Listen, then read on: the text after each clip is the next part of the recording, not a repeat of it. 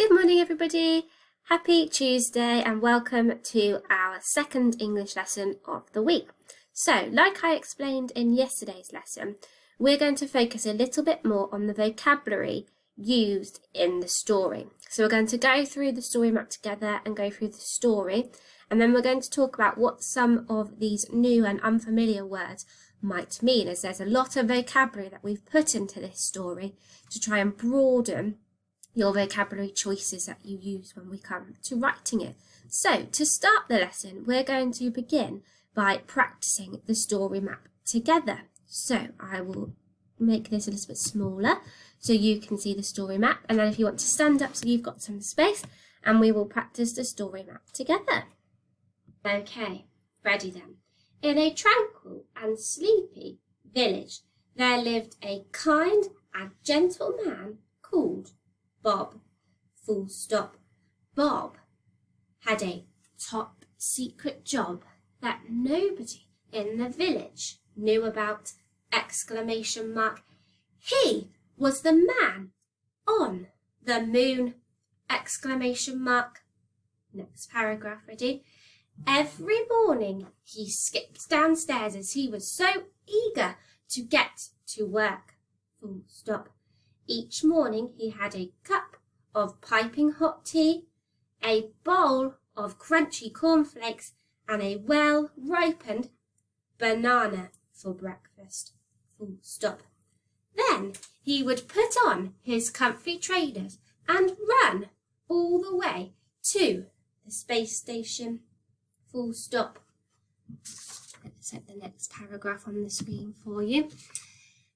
At work, Bob quickly changed into his special spacesuit and put on his protective space boots and climbed on board his extraordinary rocket. Full stop. He turned on the rocket blasters and 3, 2, 1, blast off! Exclamation mark. Next paragraph. After he landed, he had a gigantic list of jobs. Full stop. First, he cleared away all of the strewn rubbish. Full stop. After that, he chatted to the man from Jupiter and the man from Mars. Full stop. Finally, he showed tourists the cavernous craters and told them to be very careful when exploring. Full stop.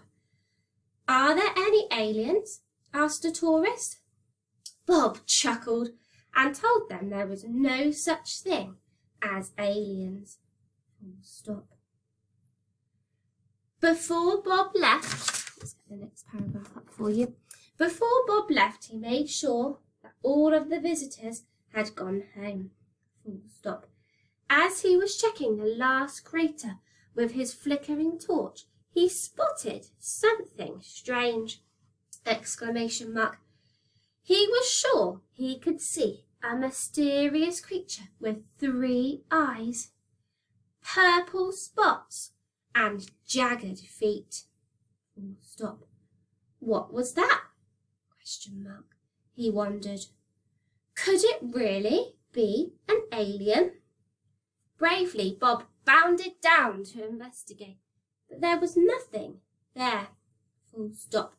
He hurried back to the rocket launch pad in the safe knowledge that aliens did not exist.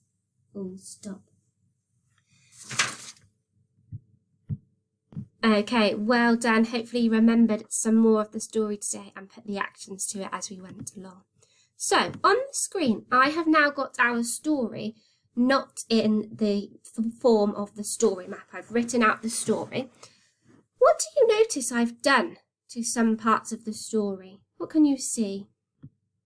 You've probably noticed that I've hidden some of the vocabulary under these green boxes.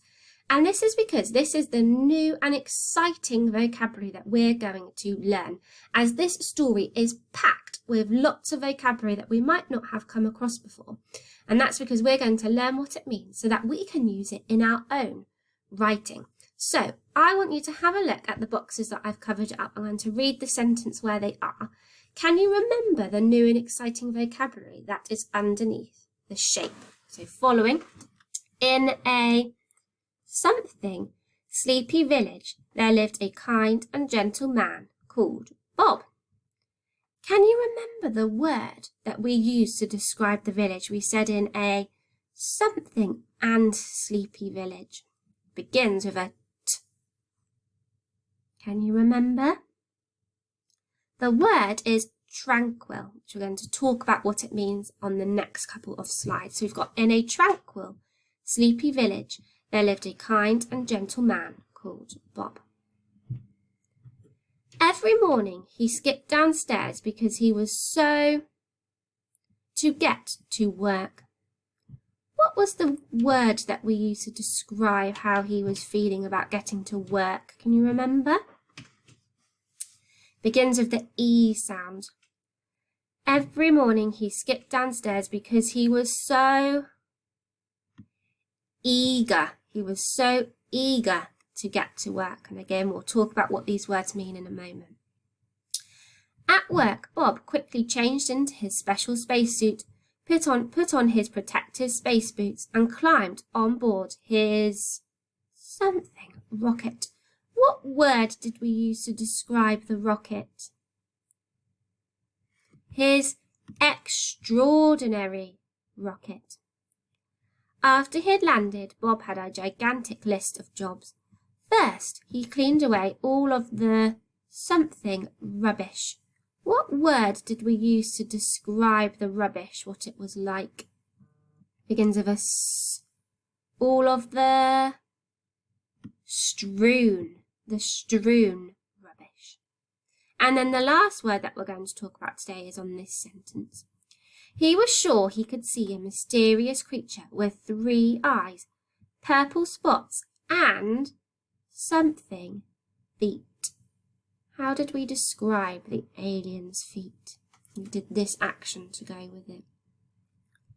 They are jagged. He's got jagged feet. So we're going to talk about what these words mean.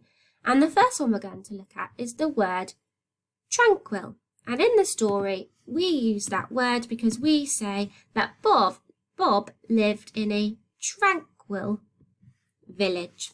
So tranquil means when something is calm and peaceful. Nothing is being disturbed. So if we go back to the story, we said in a tranquil, sleepy village. So it means that the village that Bob lives in is very calm. There's not very much action going on within the village. It's very calm and it doesn't get disturbed and it's peaceful. Let's say the word tranquil together. Ready? Tranquil. He lives in a tranquil village. Let's do it one more time. Let's read the sentence this time. Bob lived in a tranquil village. Well done. So, thinking not to do with the story then, we could say the library was tranquil because children were reading their books calmly. Or we could say there was no breeze, so the water in the pond was tranquil. So there are lots of different things that we can describe as tranquil, anything that is calm and peaceful. So we could say the class was tranquil because they were all working really hard quietly. So we can describe lots of different things as tranquil. It means it's calm and peaceful. So Bob lives in a tranquil village. Can you think of a place or a person or a time when it was tranquil? So I've got 2 sentence starters.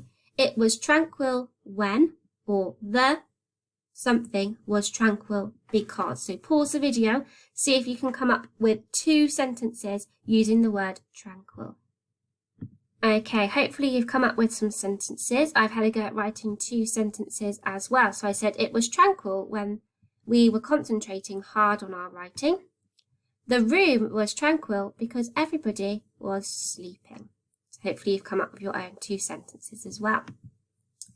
The next word that was used in the story was eager. We said Bob was eager to get to work. And if somebody is eager, it means you really want to do something or have something. So I could also say, Mr. Vine is really eager to get back to work next week. So we're saying that you really want to do something or have something. Let's say the word together. Ready?